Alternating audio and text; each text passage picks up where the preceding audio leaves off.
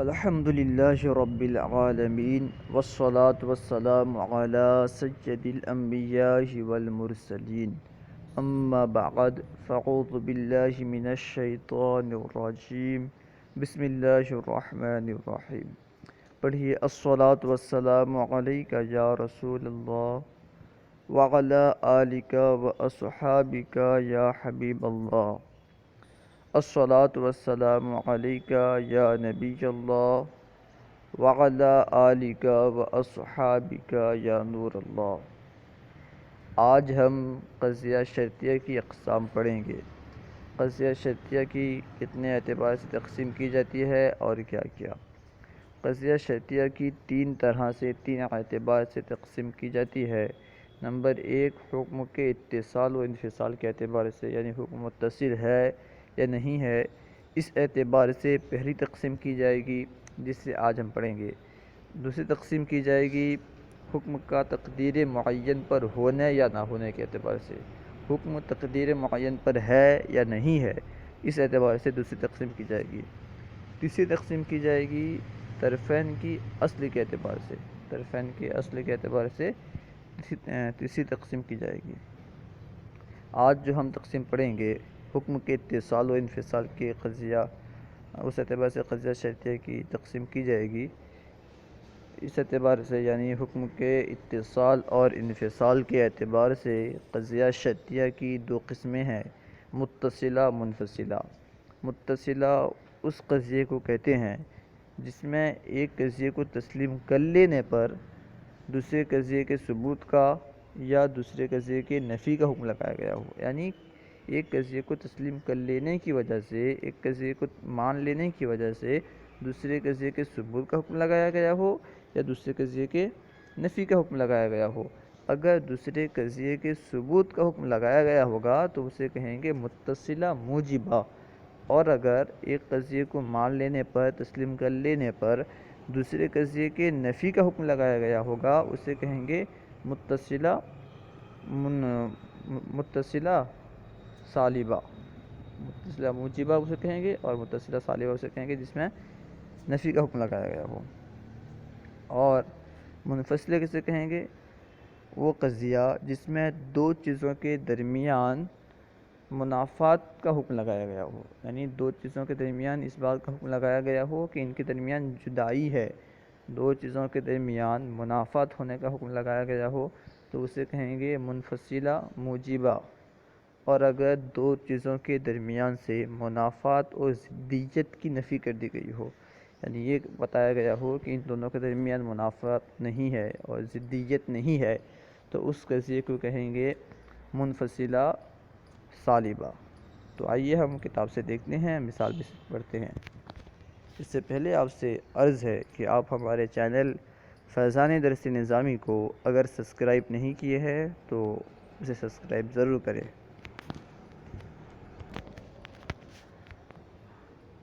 قضیہ شرطیہ کی تقسیم، سبق نمبر 35، قضیہ شرطیہ کی تقسیم۔ قضیہ شرطیہ کی تین طرح تقسیم کی جاتی ہے۔ نمبر ایک، حکم کے اتصال و انفصال کے اعتبار سے۔ نمبر دو، حکم کے تقدیر معین پر ہونے یا نہ ہونے کے اعتبار سے۔ نمبر تین، طرفین کی اصل کے اعتبار سے۔ حکم کے اتصال و انفصال کے اعتبار سے قضیہ شرطیہ کی تقسیم، اسے آج ہم پڑھیں گے۔ اس اعتبار سے قضیہ شرطیہ کی دو قسمیں ہیں، متصلہ منفصلہ۔ یہاں سے متصلہ کی تعریف بیان کر رہے ہیں کہ متصلہ کسے کہتے ہیں۔ قضیہ شرطیہ متصلہ وہ قضیہ جس میں ایک قضیے کے تسلیم کر لینے پر دوسرے قضیے کے ثبوت یا نفی کا حکم لگایا جائے۔ اگر ثبوت کا حکم ہو تو اسے متصلہ موجبہ کہیں گے۔ جیسے مثال دیکھیں، ان کانت الشمس طالعۃ فالنہار موجود، اگر سورج نکلے گا تو دن موجود ہوگا۔ دیکھیں یہاں پہ پہلا قضیہ ہے ان کانت الشمس طالعۃ، اگر سورج نکلے گا تو دن موجود ہوگا، یعنی اگر آپ سورج کے نکلنے کو تسلیم کر لیتے ہیں، مان لیتے ہیں، تو آپ کو یہ بھی ماننا ہوگا کہ دن نکلے گا۔ وہ یہ فرما رہے ہیں ان کانت الشمس طالعۃ فالنہار موجود، اگر سورج نکلے گا تو دن موجود ہوگا۔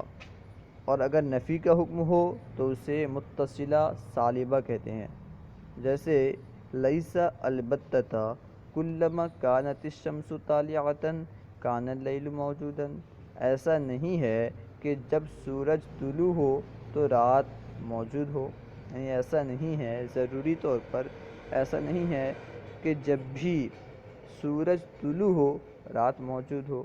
یہاں پہ اگر آپ سورج کے طلوع ہونے کو مان لیتے ہیں تو رات کے موجود ہونے کی نفی کی گئی ہے، یعنی سورج کے موجود ہونے کی تسلیم پر، اسے تسلیم کر لینے پر رات کے موجود ہونے کی نفی کی گئی ہے، تو یہ کیا ہوا؟ سالبہ۔ یعنی جب بھی آپ یہ مان لیتے ہیں کہ سورج طلوع ہے تو رات موجود نہیں ہوگا، یعنی رات موجود ہو ایسا نہیں ہوگا۔ اب اس کی وضاحت کر رہے ہیں مصنف، اگر پہلی مثال میں کانت الشمس طالعۃ کو مان لیا جائے تو دن کی موجودگی کا حکم لگایا جائے گا، یعنی اگر پہلی جو مثال دی ہے ان کانت الشمس طالعۃ فالنہار موجود، اس مثال میں اگر کانت الشمس طالعۃ کو مان لیا جائے، اس کو تسلیم کر لیا جائے تو دن کی موجودگی کا حکم لگایا جائے گا۔ اسی طرح دوسری مثال میں پہلے قضیہ کلما کانت الشمس طالعۃ کو مان لیا جائے تو رات کی نفی کا حکم لگایا جائے گا، تو اس طرح یہ کیا ہوا؟ قضیہ متصلہ ہوا۔ پہلی مثال جو ہے وہ موجبہ کی، دوسری مثال سالبہ کی۔ اب دیکھیں قضیہ شرطیہ منفصلہ کسے کہتے ہیں؟ وہ قضیہ شرطیہ ہے جس میں دو چیز یعنی مقدم اور تالی سے، وہ قضیہ متصلہ ہے، وہ قضیہ شرطیہ ہے جس میں دو چیزوں سے یعنی مقدم اور تالی کے درمیان منافات ہونے کا حکم لگایا گیا ہو۔ یہاں فرما رہے ہیں کہ قضیہ شرطیہ منفصلہ وہ قضیہ شرطیہ ہے جس میں دو چیز یعنی دو چیز سے مراد کیا ہے؟ مقدم اور تالی۔ قضیہ شرطیہ کے دو اجزاء ہوتے ہیں، پہلے کو مقدم کہتے ہیں اور جو مؤخر ہوتا ہے اسے تالی کہتے ہیں۔ وہی فرما رہے ہیں کہ قضیہ شرطیہ کے قضیہ شرطیہ میں دو چیزوں یعنی مقدم اور تالی کے درمیان منافات کا حکم لگایا گیا ہو تو اسے قضیہ شرطیہ منفصلہ کہتے ہیں۔ جدائی کا حکم لگایا گیا ہو، منافات کا مطلب کیا ہے؟ جدائی، یا دو چیزوں کے درمیان سے منافات اور ضدیت کی نفی کر دی گئی ہو۔ دیکھیں دو چیزوں کے درمیان یا تو منافات کا حکم لگایا گیا ہوگا یا دو چیزوں کے درمیان سے منافات اور ضدیت کی نفی کر دی گئی ہوگی۔ اگر منافات کا حکم لگایا گیا ہوگا تو وہ موجبہ ہے، اور اگر منافات اور ضدیت کی نفی کر دی گئی ہوگی تو وہ سالبہ ہے۔ دیکھیں یا دو چیزوں کے درمیان سے منافات اور ضدیت کی نفی کر دی گئی ہو، اول کو منفصلہ موجبہ اور ثانی کو منفصلہ سالبہ کہتے ہیں۔ مثال دیکھیں، دونوں کی مثال دے رہے ہیں۔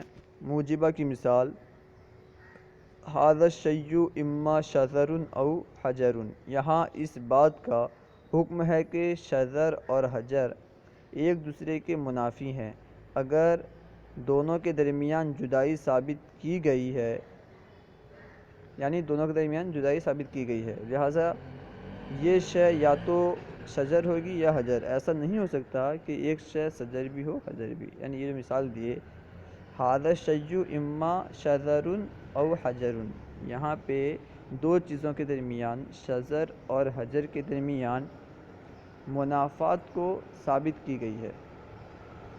یہاں پہ یعنی ھذا الشیء شے اور شجر اور حجر کے درمیان منافات ثابت کی گئی ہے، کس طور پر کہ یہ شے یا تو شجر ہوگی یا حجر، اگر ہم شجر مان لیتے ہیں تو حجر نہیں ہوگی، اگر حجر مانتے ہیں تو شجر نہیں ہوگی، کیونکہ دونوں کے درمیان ہم نے منافات کا حکم لگایا ہے، منافات کو ثابت کیا ہے، جدائی کو ثابت کیا ہے، شجر الگ ہے اور حجر الگ ہے۔ یہ فرما رہے ہیں ھذا الشیء اما شجر او حجر، یہ شے یا تو شجر ہوگی یا حجر ہوگی۔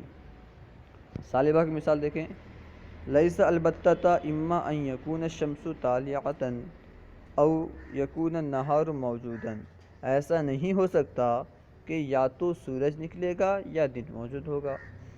یعنی یہاں پہ یہاں یہ حکم نہیں کہ سورج کے نکلنے اور دن کے موجود ہونے میں منافات ہے، ان دونوں میں جو منافات ہونے کی نفی کر دی گئی ہے۔ یعنی ایسا نہیں ہو سکتا کہ جب سورج نکلے تو دن موجود نہ ہو، سورج نکلے تو دن موجود نہ ہو، ایسا نہیں ہو سکتا۔ وہ فرما رہے ہیں کہ ایسا نہیں ہو سکتا، یا تو سورج نکلے گا یا دن موجود ہوگا۔ یعنی ایسا نہیں ہے کہ یا تو سورج نکلے گا یا دن موجود ہوگا، دونوں میں منافات نہیں ہے۔ ہو سکتا ہے کہ دونوں جمع ہو جائے، بلکہ لازم ہے جب بھی سورج نکلے گا دن موجود ہوگا۔ ان دونوں کے درمیان منافات نہیں ہے کہ جب سورج نکلے گا تو دن نہیں ہوگا، جب دن ہوگا تو سورج نہیں نکلے گا، اس طرح منافات نہیں ہے، بلکہ ان دونوں کے درمیان سے منافات یعنی جدائی کی نفی کر دی گئی ہے۔ یعنی جب سورج نکلے گا تو دن ضرور ہوگا، یعنی جب بھی سورج نکلے گا وہاں پہ دن ضرور ہوگا۔ تو یہاں سے کیا کر دی گئی ہے؟ منافات کی نفی کر دی گئی ہے کہ دن اور سورج کے طلوع ہونے میں منافات نہیں ہے، دونوں ایک ساتھ جمع ہو سکتے ہیں، تو اسے کہیں گے سالبہ۔ یعنی یہاں کیا کر دی گئی ہے؟ منافات کی نفی کی گئی ہے، جدائی کی نفی کی گئی ہے دو چیزوں کے درمیان، اس لیے اسے کہیں گے منفصلہ سالبہ۔ صلو علی الحبیب صلی اللہ تعالی علی محمد۔